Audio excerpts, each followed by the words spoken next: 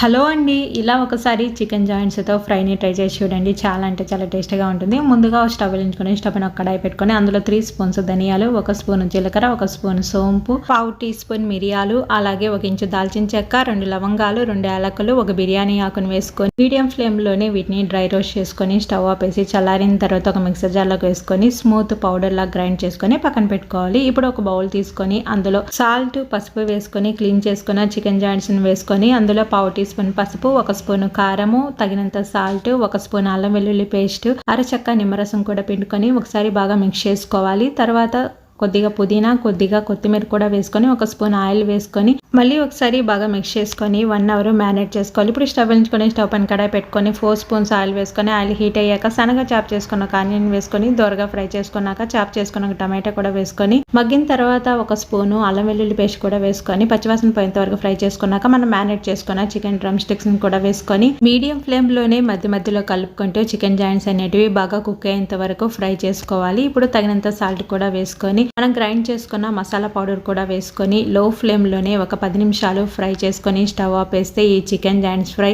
రసం, పప్పు, సాంబారు, బిర్యానీ, పులావు, బగారా రైస్ ఇలా ఎందులోకైనా సైడ్ డిష్ గా చాలా అంటే చాలా టేస్టీగా ఉంటుంది. ఇలా ఒకసారి చికెన్ జాయింట్స్ ఫ్రైని ట్రై చేసి చూడండి. తప్పకుండా అందరికీ నచ్చుతుంది. థాంక్స్.